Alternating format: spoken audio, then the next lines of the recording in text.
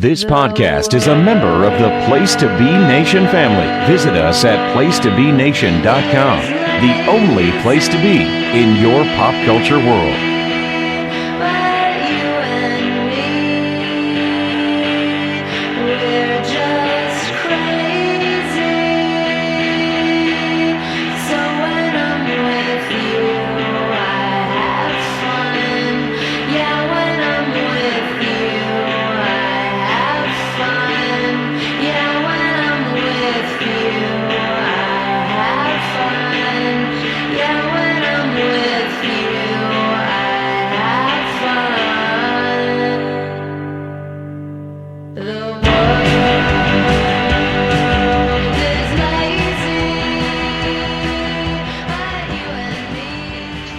Welcome to the Row 1, Seat 1 podcast. This is Ben, a.k.a. Bostonooga.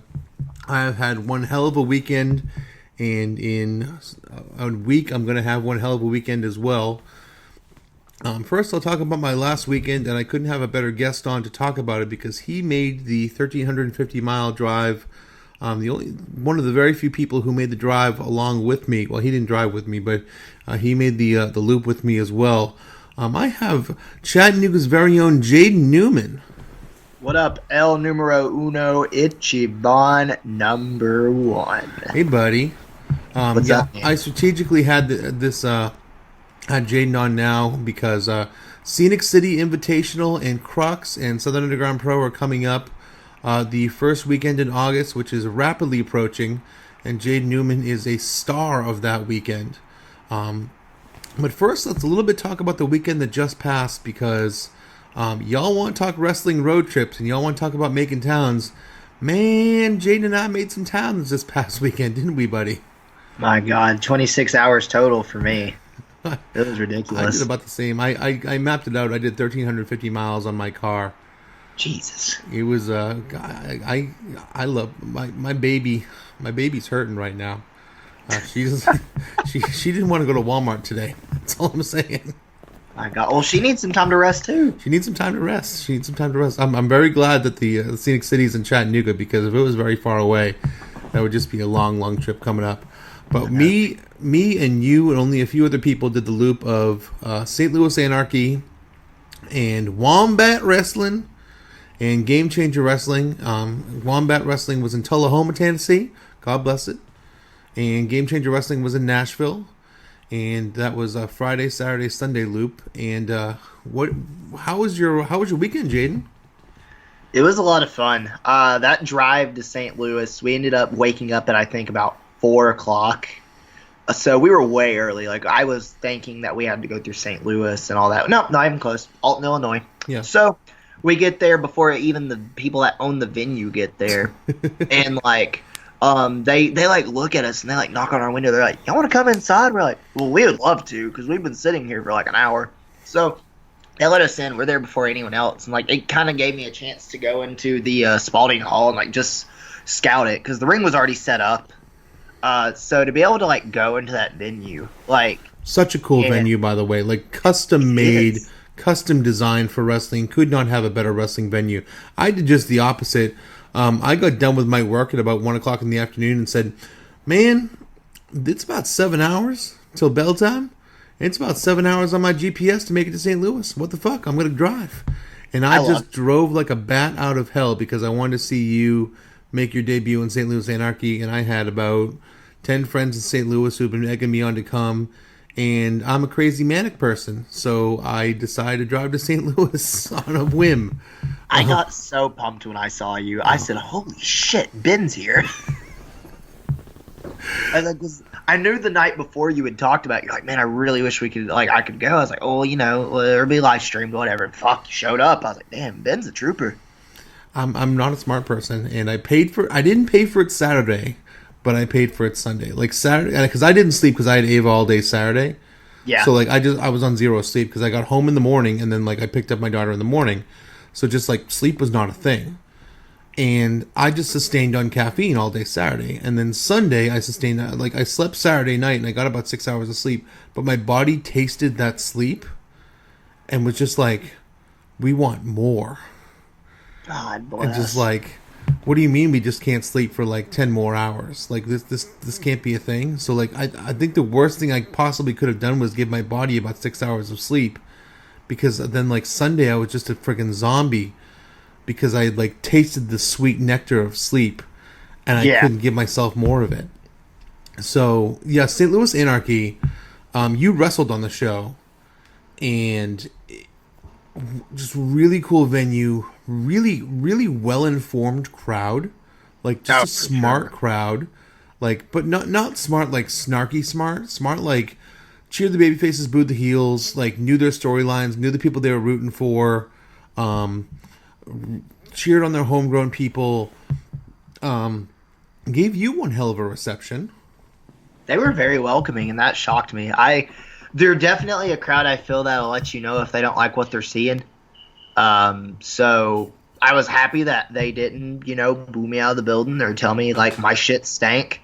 So instead, I was given a reception of please come back, and that was very humbling for me, considering like the first time I think I'd ever seen Anarchy was from the Wrestling Road Diaries Part 3 with Kikutaru, Colt Cabana, and Grado, and seeing that venue and thinking to myself, like, man, like that place is cool. Like, and looking at like a lot of the venues they went to and thinking I would love to wrestle there. To be able to actually get to wrestle in one of the venues that like I saw and was like, man, I want to wrestle there, was really, really cool. As a wrestler, when you're going into an entirely new venue, an entirely new part of the country, really, because you hadn't been anywhere really near there, when you get a please come back chant, I mean, is there anything like that? There's nothing that compares. It makes the long drive totally worth it. Like, I could get in a car and I could go wrestle somewhere and like I can have a good match and I can get like the oh yay, like that was cool, like, but a please come back chant makes you feel some type of way, and it really makes you feel more intimate with the setting and with the location and with the people. Yeah, that match was real good. You worked Cody Lane, who was a local guy there too, right? I think so. Yeah. I know Cody originally. Apparently, I've crossed paths with Cody like before, but like I totally forgot. Like whenever I wrote down the Reality of Wrestling, I met him. But that's crazy to me. But yeah, I think he's a local guy now. Yeah, so you went against a guy the crowd knew, and you worked a heck of a match, and you got a please come back chant. And you, even though you didn't win, I mean, I was so proud. I was proud, Papa, right there. I was so happy. I was so absolutely happy. They gave you your moment in the ring. It was fantastic. And the card itself was real good too. Like it was, I at no point whatsoever regretted 14 hours of driving in an 18-hour span. They had a tag match between the Besties in the World and the Workhorsemen, which it was a banger, absolute banger. Need to go out of your way to see. The Workhorsemen might be the best independent tag team in the world right now. Would you agree? Oh, they are. Yeah, without a doubt. They're just absolutely killing it every time they show up, and they're both going to be on SCI, and I can't like wait for what they're going to bring. Even though they're both going to be in singles, they're at the top of the heap right now. Those two dudes, James Drake and Anthony Henry, are just working at a level that no one else is working at right now, especially tag team wrestling. And they're also coming off that big Evolve show that just happened. I think it was Evolve 131, if I'm correct. The televised one on WWE Network. Yeah. They both had singles matches there. Yeah, and James Drake was in the championship match.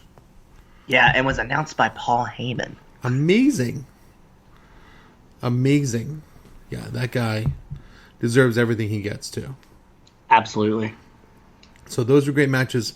The other thing that I loved about St. Louis Anarchy was that the most overstars they had were their homegrown guys. Yeah, me too. I think, like, whenever I went there, I knew there were two matches I wanted to watch. Sadly, the main event wasn't one of them because I had to leave early so that way I would be able to make it back in time for Tullahoma. But I did get to watch a little bit of Gary J versus Jigsaw, and that was really cool because to me, you have your four pillars of St. Louis Anarchy, and with one of them being Jeremy Wyatt, the other one being Jake Parnell, and the other one being Gary J. I've been a huge Gary J fan for a long time, so I always love getting to watch him wrestle. And that match was just a fucking banger. That Like, dude came out, and the pop that Gary J gets in St. Louis, you can watch it on TV, but there's nothing like being there in the crowd when Gary J comes out, and Jake Parnell as well. it doesn't do it justice. It doesn't do it justice at all. Those guys in St. Louis, I mean, they could run for mayor. They could absolutely run for mayor. I mean, they own that city. They own that city. So it was a hell of a time in Anarchy. Anything else you want to say about Anarchy before we move on? What was that? I'm sorry. Anything else you want to say about Anarchy before we move on?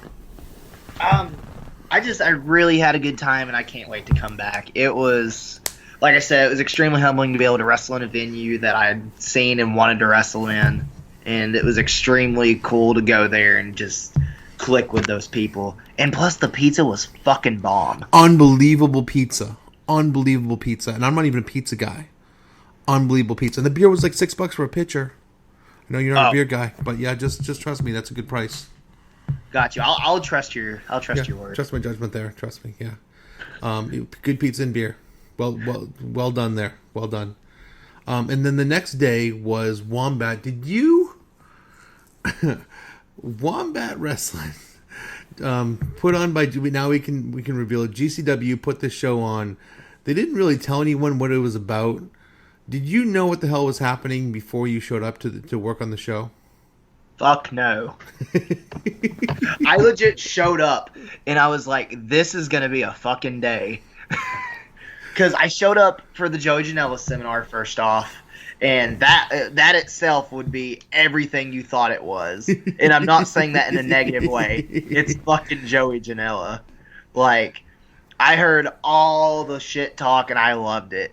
And I definitely learned a lot from it. Like, my social media presence is about to get a fuck ton better. But because dude, he's a king of social media. But the show itself was absolutely fucking ridiculous. It was an '84 Memphis taping. Yes. Basically in 2019. Yeah. And I say that for those of you who haven't seen the Wombat Wrestling show, you need to go back and see it, because literally they found the sweatiest old barn they could possibly find that holds about 100 people in Tullahoma, Tennessee, which is a town transported back to 1957, where half the crowd was us wrestling doofus hipsters, and the other half of the crowd was people from Tullahoma, Tennessee, who like probably use the pejorative term for homosexuals that begins with an F, and also use the N-word frequently. And half the crowd was those people, half the crowd was us people who were like, for lack of a better term, more woke. And neither of the twain shall meet. And so those two groups of people are in a sweaty barn, and they have an '84 Memphis taping there. And like a third of the wrestlers are these homegrown, I don't even know what SWF stands for, but they're basically the homegrown guys who wrestle in that barn every single week.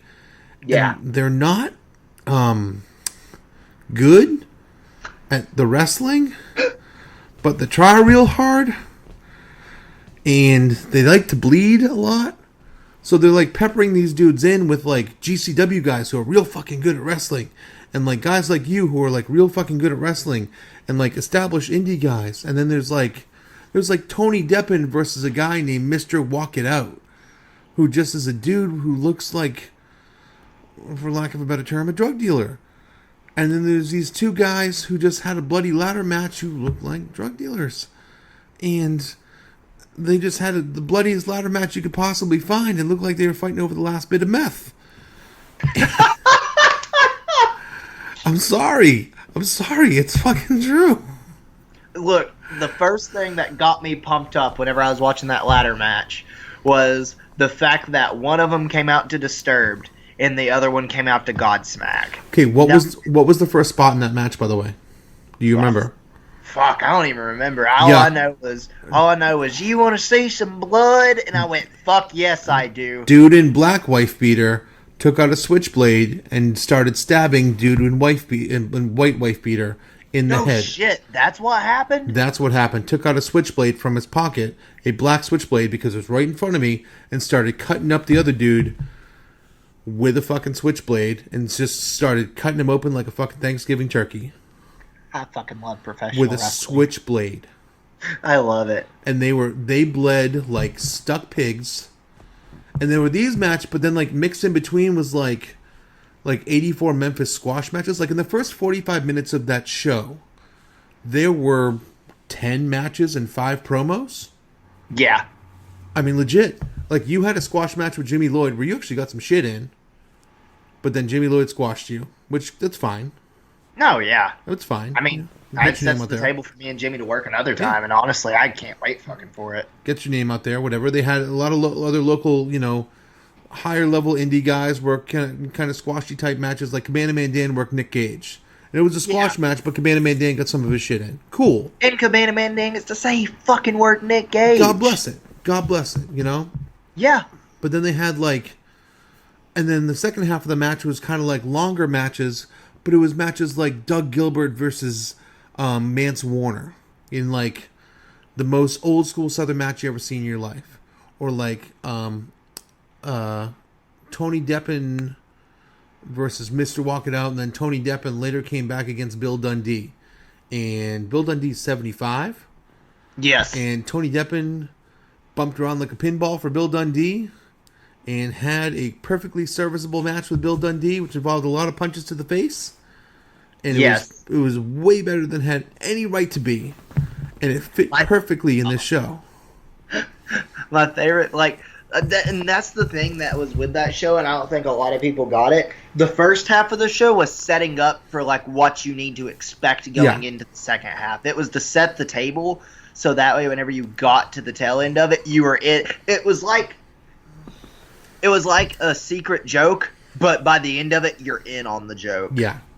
But it wasn't a joke. It was actually a fucking awesome event. Yeah, completely. It was performance art. I mean, it really was. Oh, absolutely. And I loved it. It was Southern wrestling at its finest. Oh, it was the most Southern fucking thing ever. Oh, God, it was just so good. And the building was about 147 degrees.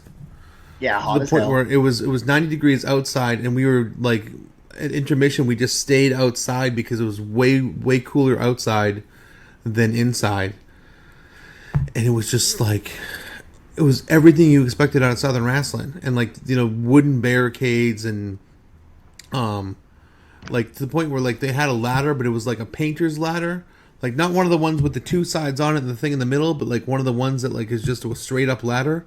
Yeah. Shit like that. I mean, just pure joy. Just pure joy. My favorite fucking part of that ladder match.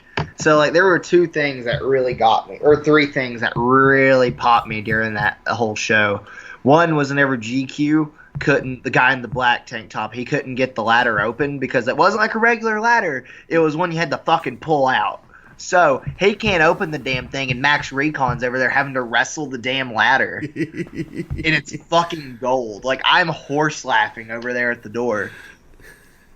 The second thing was the Love is Love chant for Effie and Jimmy. That really, Effie and Jimmy are in front of these, real Southern crowds here, and Effie and Jimmy are, basically making out with each other in the ring. It was amazing. It was so good. And I love the fact that one person tried to say the F word, and then a fuck the bigot chant gets started. Yep. Oh God, the joy in my heart. It was so awesome. But then to top it off, my favorite fucking moment of the night is fucking Tony Deppen as I'm peering through the curtain watching.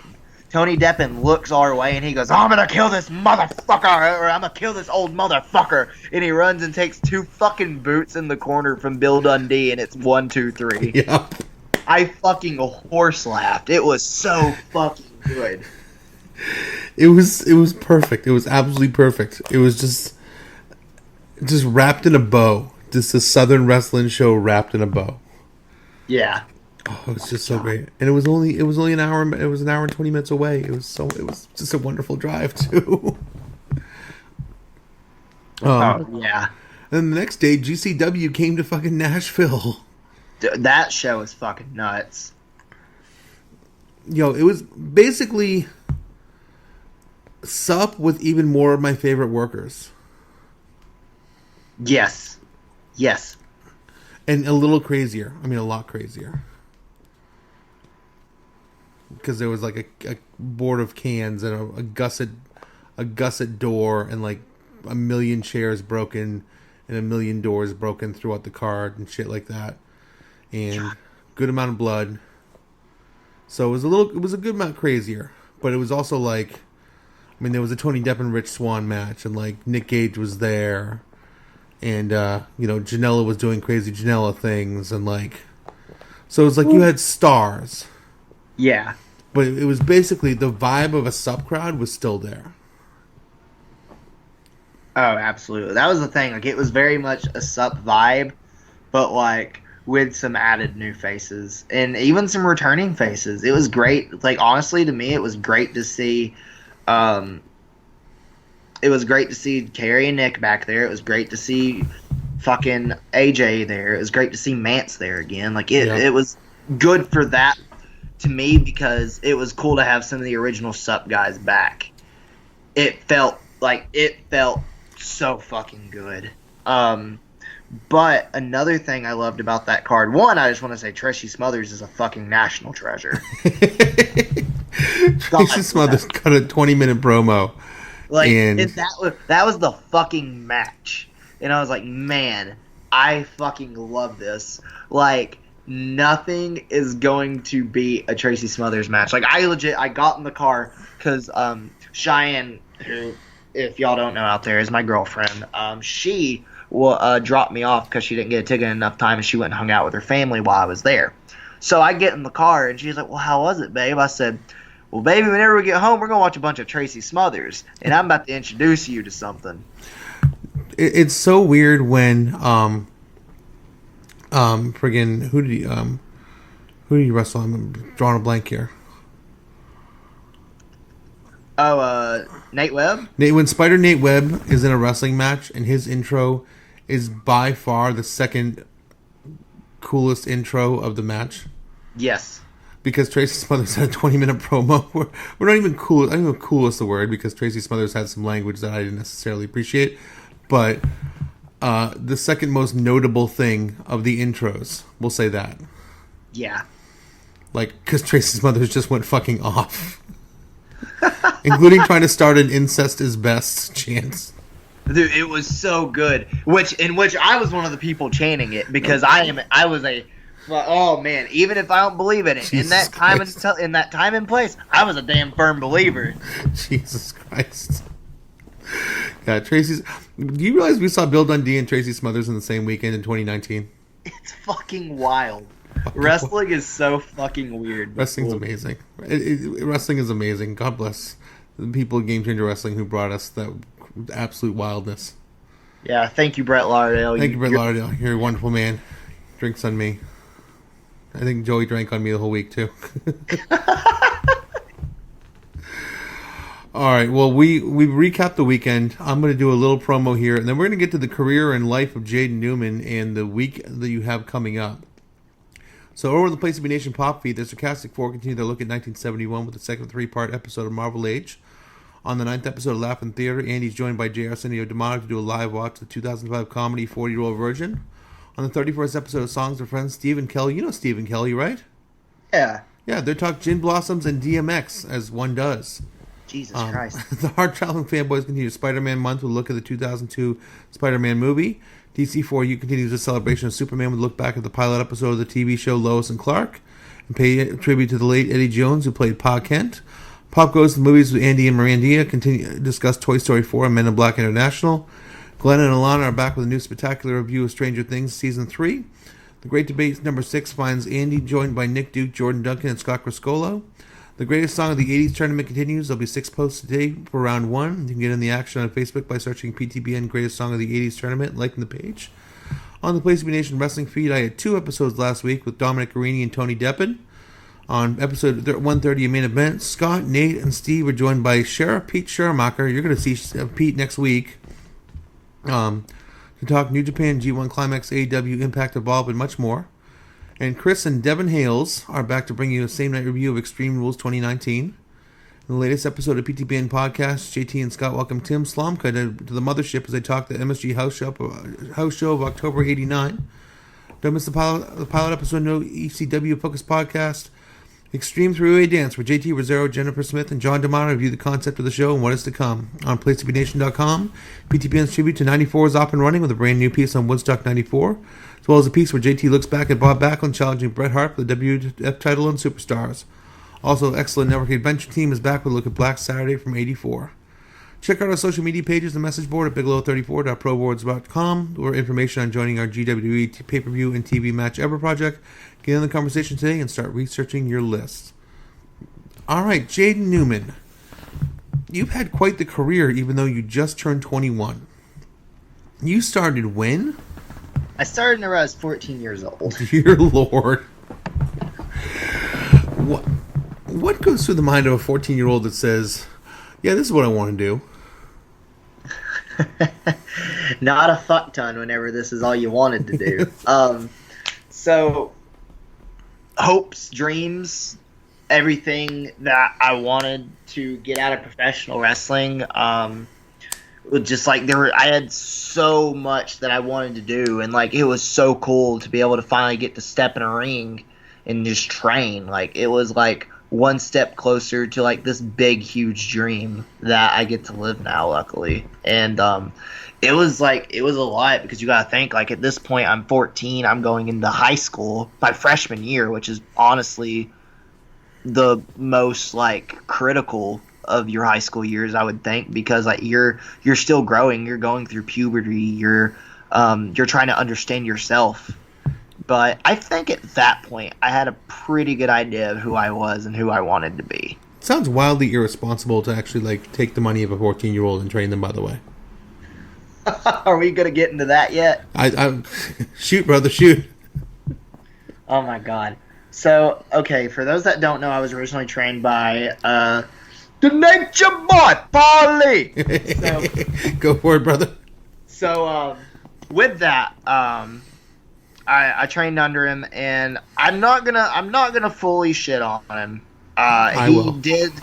Oh, and I will gladly let anyone else, but I will definitely not interrupt. But basically, I was trained there, and my grandfather wasted away a bunch of money, sadly, and the only thing I really walked away from Paul's learning, and this is like the one positive take I can make from it, was I learned how to bump and I learned how to sell, because I got the shit beat out of me for real. For how long, by the way? A year. Yeah, and he had you bump on what, by the way? I would bump on concrete. I think we had to take at least like 5 or 10 bumps on concrete before we left training, and that was like going into the 3rd week. So he had you bumping on concrete for a year? Yeah. Seems responsible. Had a 14-year-old bumping on concrete for a year. But yeah. Seems bad. It was rough, and my body definitely feels shit now, but I mean, like I said, we go through these things, and I'm of course gonna make a positive thing out of it. Granted, everyone should know my opinion on Paul Lee, but I have my opinion on it, but I'm not going to sit there and be like, man, I wish that wouldn't have happened, because if it didn't happen, I wouldn't be where I am, and I wouldn't have met the people I have. I am a firm believer in, what would it be, the butterfly effect, I guess? What that, like, you know, little things happen and then they become big things? Is that what you're trying to say?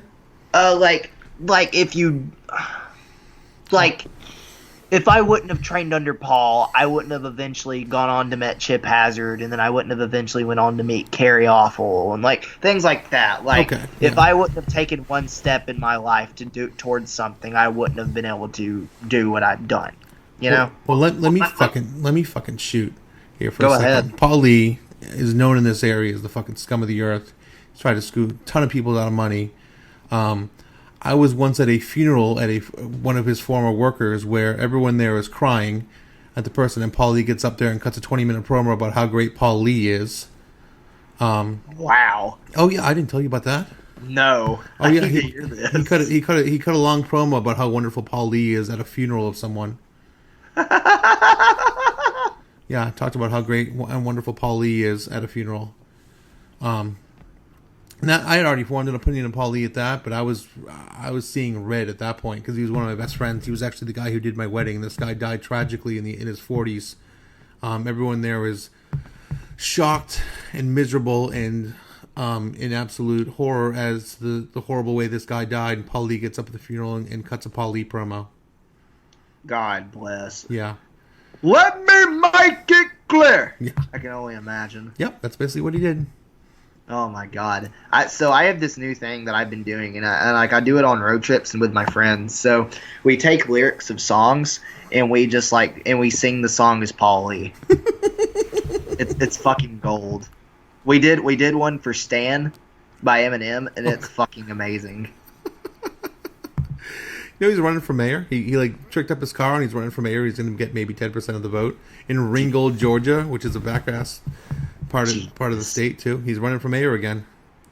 Oh, he tried to run a couple years ago, but they disallowed him from running because he actually didn't live there. So maybe he got a residence there now, and actually he's trying to run again. He's not going to win. Let me make it clear. I gotta be a resident in Ringgold, Georgia. He took out $1 million loan, he said in the paper, and he's trying to start a restaurant that's apparently just like Hooters, and that's gone apparently nowhere.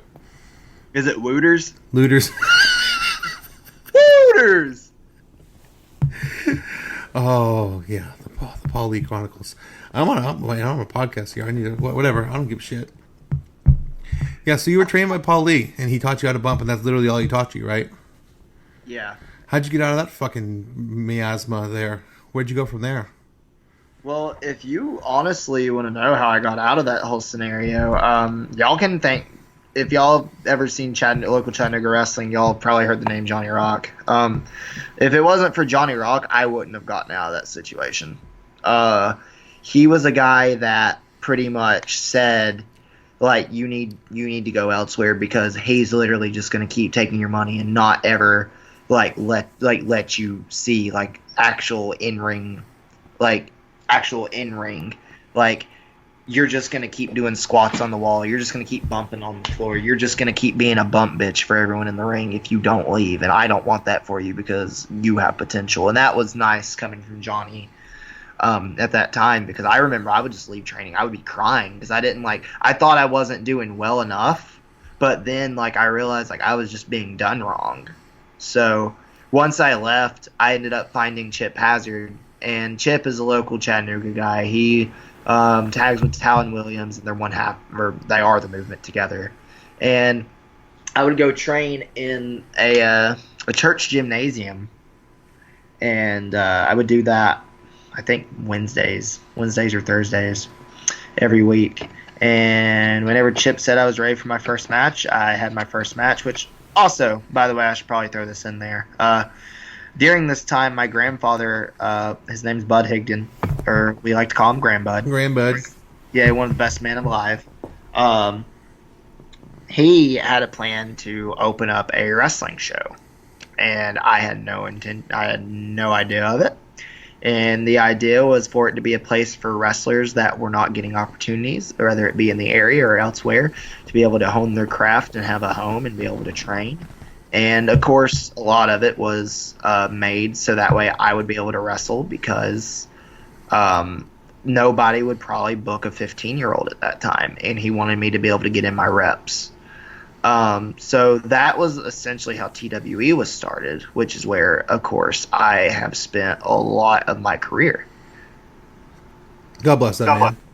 Oh, he's one of the best human beings alive, and the day he goes away, I am going to be devastated. But until that day comes, I'm just going to keep on smiling. And even whenever he's gone, I'm going to keep on smiling. And for the record, he's how old, and what is his coming out music, by the way?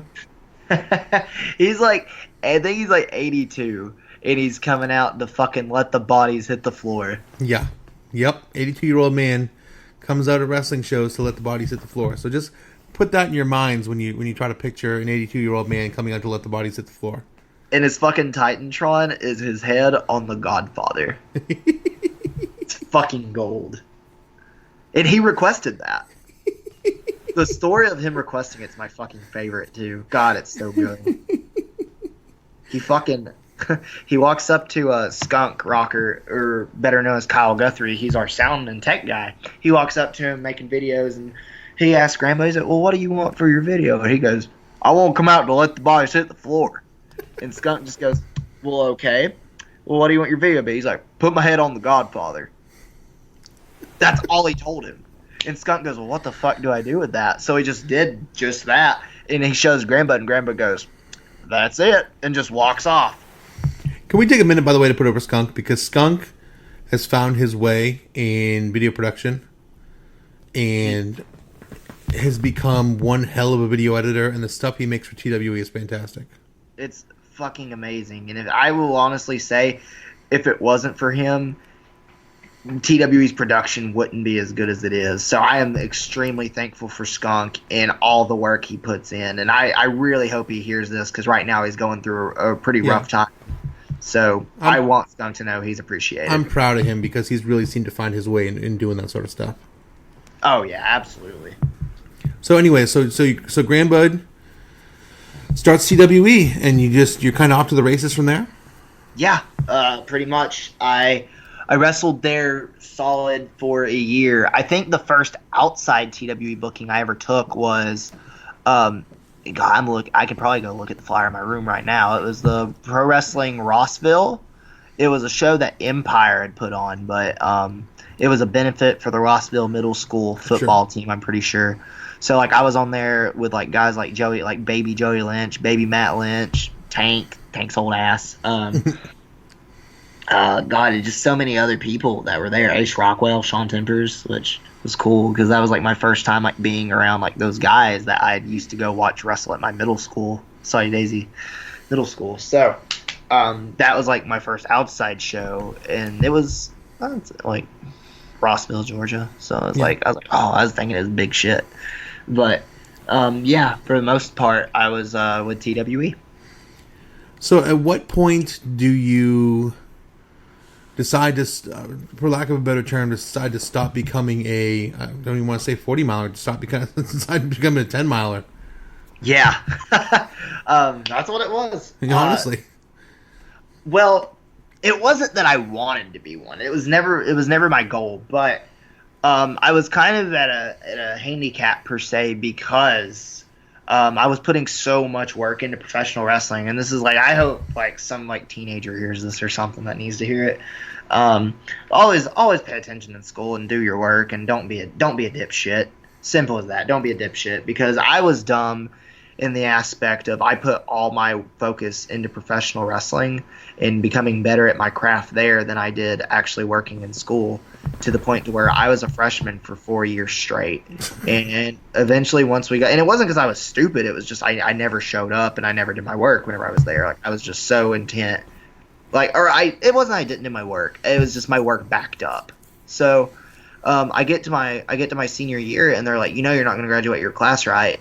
You're going to be here for however long. I went, all right, we'll see about that. So in 1 year, my senior year, I get all my credits to graduate, and I graduate with my class of 2016. Cool. Yeah, and because I put all my focus and time into wrestling and was never at school, I got truancy, and I was not able to get my license until I was 18. So those were a few of the handicaps I had, but once I was able to get what I needed, I did it. And even before then, I was hopping in cars because I wanted to go out there and see the world of professional wrestling. I did. It was just that in certain situations, and even being that young, it was hard to, knowing that I had school on a Monday. So, where's your first break out of the 423 area code? My first break outside of Chattanooga was Mount Airy, North Carolina. I wrestled for the AIWF Mid-Atlantic promotion, and I was in my first Crazy 8, which is a cruiserweight tournament. And I was in there with some pretty good names, too. Shinron, who has wrestled for Chikara, done Impact. There are a few other names in there. Tracer X, who would end up going on to be doing really amazing stuff. Oh, yeah.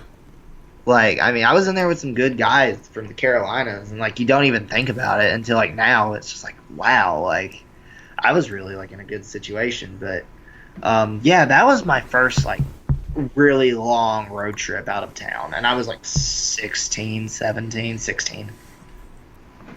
So you decide to, at some point, you decide to kind of further your training. Are you training this whole time, or are you kind of furthering your training? Because I know you kind of hit a point where you kind of said, okay, I need to be retrained a little bit here.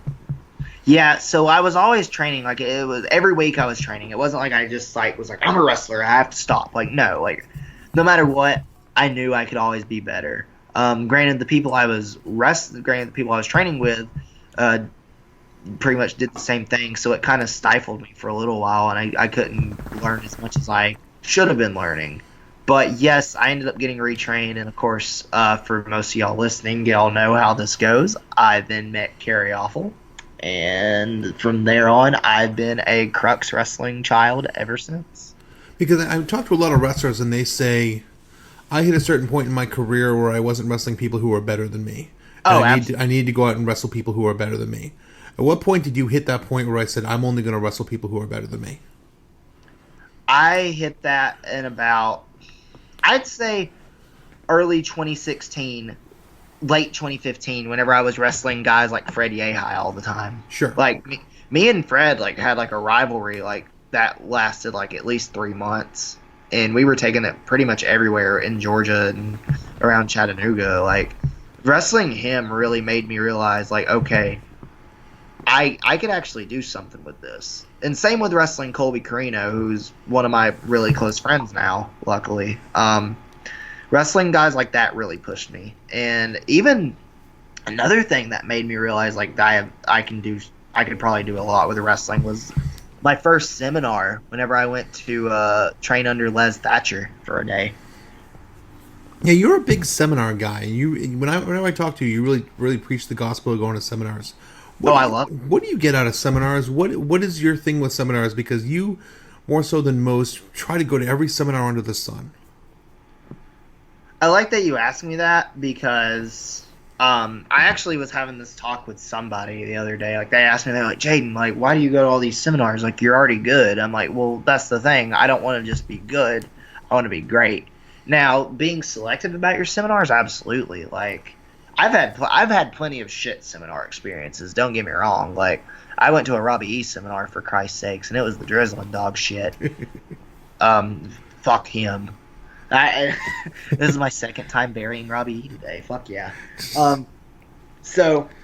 But seminars to me, if you view them in the correct manner, are not only a way to like learn and grow in your performance, but it's also a way to network and make connections with, say, promoters or other wrestlers that have connections to promoters, other states, opportunities. Like, for instance, one that's talked about a lot by Carrie is the Mike Quackenbush seminar I attended earlier in January. That's how I was chosen to be in the Young Lions Cup. He had messaged Carrie and said, tell me more about Jaden. And Carrie told him a little bit of my story, and he said, I want him for Young Lions. Like, that's my pick to put in there. And that is one of the reasons I tell people all the time. I'm like, you never know what you're getting into when you do a seminar, because you don't know what the person's intention is, especially if it's somebody that's maybe still contracted by WWE, or maybe they're contracted now by the new company AEW, Chikara, bigger promotions like that. During the Joey Janela seminar, dude, Brett Lauderdale was watching. Like, and that's the promoter of GCW. Like, why wouldn't you want to be seen by him?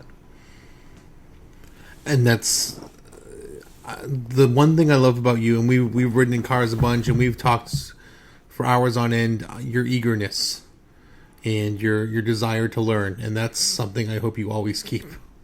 Oh, dude, it's not gonna go away at all. Like the day I feel like I can't learn anything, like I might as well just hang it up. So speaking of learning, you meet, fast forwarding a good bit, but you meet Carrie Awful, your new dad. You're training with Carrie Awful now. You train with Carrie Awful for the better part of the last year or two or so. Yeah. Those who don't know Carrie Awful or haven't trained with Carrie Awful, take us into the world of training with Carrie Awful.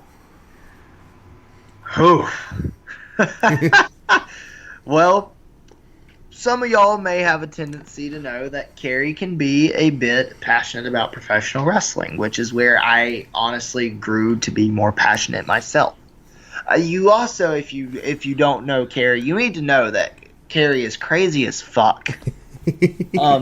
I've seen Carrie run people out of the barn that we were talking about with GCW's Wombat is the same barn that I trained him, and I still train him for the best part of 2 years. Oh God, you train there? Yo, that's where Crux Wrestling's training is. Oh shit. Yeah, that's like home for me, man. Oh, that place is hell on earth as far as like temperature wise. You must die.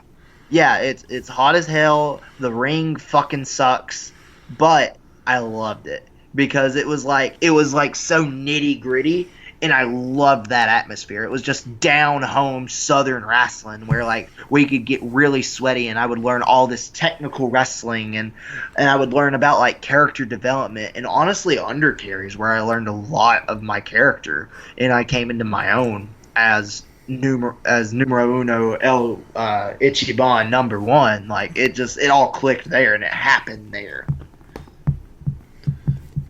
So yeah, Kerry wears his emotions on his sleeve, and Kerry is passionate. Those are the two things I can say about Kerry more than anything else. Would you agree? Oh, absolutely. And that's the one thing that I love about Kerry too, is like he's a very hard on his sleeve person. He'll let you know what he thinks and not give a shit about it, but at the same time, like, he still cares, and he's telling you because he cares. And at the same time you're training, you're getting a lot more opportunities. Oh yeah. Talk about some of the places you've wrestled in the last 2 years or so, because I think you've really broken out in the last 2 years. Well, I originally met Kerry through Atlanta Wrestling Entertainment. So, of course, I continued wrestling there for a little while. Through Kerry, I also ended up breaking out more with the Scenic City events. I did an IWA Mid-South tryout. I wrestled for Next Generation Wrestling in Tennessee, which is a really big one around here. Went up to wrestle in Indiana. Like, I've just gotten to get in the car and go to all these different states. And I've wrestled Evolve tryout. I've had a tryout for the WWN. Got to try out for Reality of Wrestling in Texas. And just really, kind of go all over. And like, that was what was cool with training with Kerry. It really opened my eyes, and he was like, the only way you're going to get better is by getting on the road and by taking by pretty much eating shit so that way you can eat steak later. Which is one of my favorite quotes that him and Billy Brash has ever told me. Love Billy. Oh, he's amazing. He's one of the best human beings I know. And like, I do remember it because he had told me this at the Southern Fried Gaming Expo 2 years ago. He said, "Remember, Bubba, we eat shit now so that way we can eat steak later." He's like, it's just the cycle. And that has always stuck with me. And whenever I'm like kind of like down on myself, it just I think about it because that's something that even Kerry's instilled to me. Oh, and another thing that Kerry's told me that it's always stuck with me is he says it was something along the lines of we work hard so that way we're not like the rest of them. And that yeah, and to me, like, that's stuck. Like, I don't want to sit there and I don't want to be a 40-miler. Like, I don't want to be just, like, the local Chattanooga boy. Like, I want to be the guy that's putting this fucking city on my back and putting the state on my back as well, representing it like AJ Gray and representing it like Kerry and Nick do. Like, I want to be on the Mount Rushmore of Tennessee wrestling. And you had a chance to do that with the Young Lions Cup.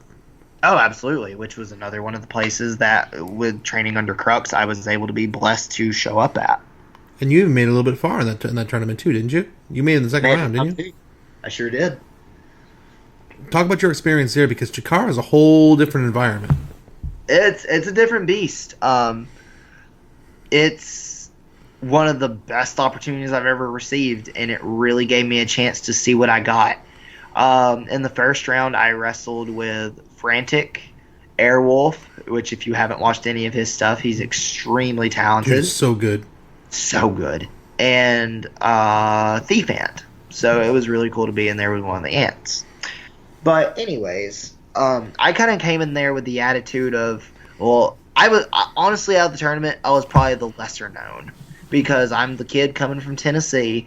Everyone's not really expecting much from me because whenever they hear Tennessee, they just expect slow, dumb Southern wrestling. And I had to go in there and prove them wrong, which essentially has became my attitude as of late, is just to prove everybody wrong. So yeah, I went into Chikara, and I guess from people's perspectives and opinions, I killed it. And then I made it to the second round, which, God bless, my body was hurting so bad because after that, I wrestled Boomer Hatfield, and that was really fun. I want to wrestle Boomer again really soon because I think we could tell a hell of a story. But after that show, I ended up hopping in a car with Alley Cat and Braden Lee and a few other people that I have no idea who the fuck they were. And I left my girlfriend, I left my mom and sister in Philadelphia, and they understood, luckily, but I had to take an 8-hour ride to Indiana, and that's not even nowhere near home. So I didn't even know if I was going to get home that weekend. And then luckily Carrie was in Indiana as well the same day or the next day, and I got to tell Dad what his son got to do, even though he watched it on IWTV, which if you don't have, if you use any of the promo codes, specifically SUPGRAPS, you get 20 free days. You can... You learned well.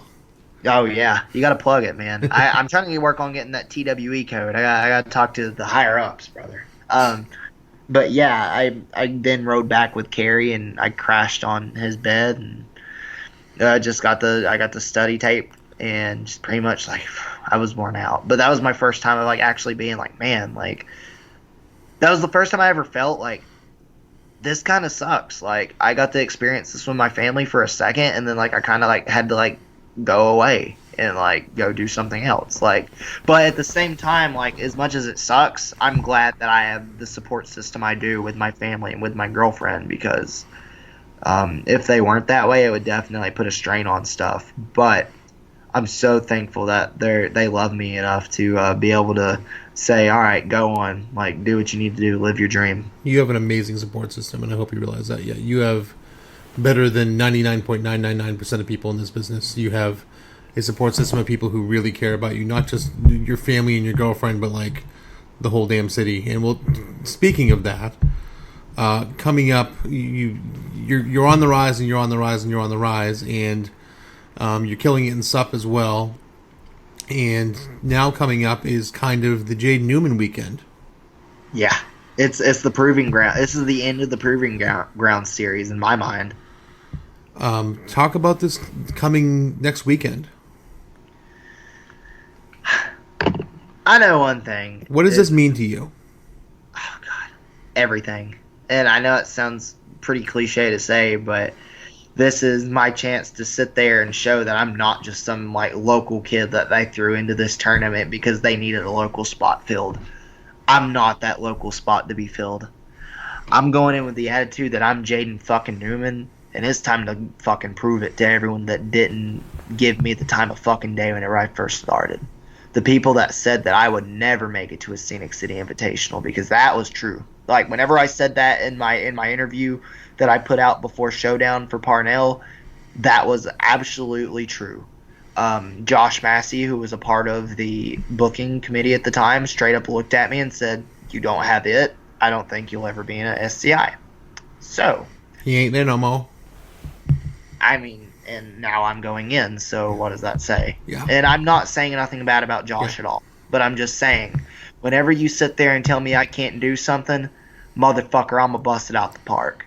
Because now I feel like I have a lot to carry going into this. Because not only is it a tournament, one of the biggest tournaments in the U.S. and in the Southeast happening in Chattanooga, it's happening in my backyard of Saudi Daisy, a place that I graduated from. So not only am I wrestling for the city and for people that haven't seen me before, I'm wrestling for my family that and some family that hasn't even seen me wrestle ever. And not only that, I'm celebrating my 6th year in professional wrestling that weekend. August 3rd, night 2 is my 6-year anniversary. And not only am I having to prove myself right and prove people wrong, I'm having to show and prove to the people that have supported me that I am everything and more of what they expect out of me. I'm doing this for Carrie. I'm doing this for Grandbud. I'm doing this for Tennessee wrestling, and to show that Joey Lynch isn't the only fucking face of Chattanooga. That's what I want to hear, man. That's what I want to hear. Because, I mean, I teared up when you got the spot in Scenic City because I knew what it meant to you, and I knew everything that had gone into it. Getting you, yeah. And you did too, and you know, being near your mom, and you know, talking to Cheyenne, and just it was the coolest moment, and I can't wait for it to culminate. You know, in a few days now, you know, with you actually being in the tournament and ripping it up. I mean, I'm gonna be honest. I may end up crying again, and it may happen as soon as I hit the curtain. But I know one thing: like, win, lose, or draw. Actually, fuck it. Like, I have to win. Like, if I don't win, like, it's gonna be kind of a back to the drawing board situation. But either way, I'm coming in to leave my mark on fucking Scenic City Invitational and fucking Tennessee wrestling. And after that, we're about to put in some fucking work. And this next weekend's about to be putting in fucking work. And Scenic City isn't the only thing you're doing next weekend, too. No. You got Crux and you got S.U.P, right? Yeah. I have Crux Wrestling's Hey Jealousy on August 1st, and before that, I'm also doing a B-Boy seminar. I'm also going to be doing seminars that weekend, so I'll be kind of busy with wrestling. And John Brand. Oh, exactly, dude. I got to keep fucking growing. I got to keep, like, I can't just sit there and be, like, okay and content. I got to keep growing.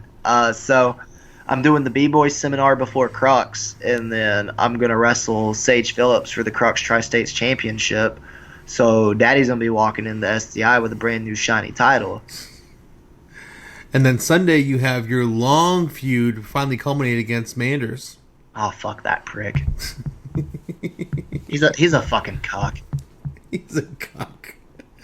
At Southern Underground Pro in Nashville on Sunday the 3rd. You'll be going against Manders in your long-standing feud. Yeah. The motherfucker sat there and said that if I couldn't win a match, I couldn't get him. So what do? I fucking interject myself in a match and I win. Because fuck that dude. He wants to sit there and try to treat me like I ain't done shit. But fuck, man. Like, you're not going to sit there and disrespect me. And that's one thing I hate is bullying, considering I grew up with it. That motherfucker's a bully. And I'm going to make sure that goddamn dude gets shut down. Like, I'm not fucking dealing with it. If I have to beat his, like, he's not ready for it. He's not fucking ready for Jake. He's a giant refrigerator of a man, though. I don't give a fuck. I don't give a fuck. I face people way bigger. I face people fucking smaller that could probably hit me fucking harder than him. But size doesn't matter, all right? He better have a fucking strategy of this other than sticking his thumb up his ass and walking out there thinking that's going to be easy peasy. Fuck that motherfucker. I love it. I love it. So, Jaden, you have the Jaden Newman weekend coming up. You've had a hell of a career. You got a hell of a story. You're a hell of a guy, man. You become a great friend over the last couple of years, and you are very easy to root for. Where can we find you on social media and plug your shit, man? All right, let's do this. So, in case y'all haven't noticed, by the way, and you will find this if you follow me through social media, which I hope you do. You can find me on Facebook at Jaden Newman -official. That is Jaden Newman, Jaden. No Y whatsoever.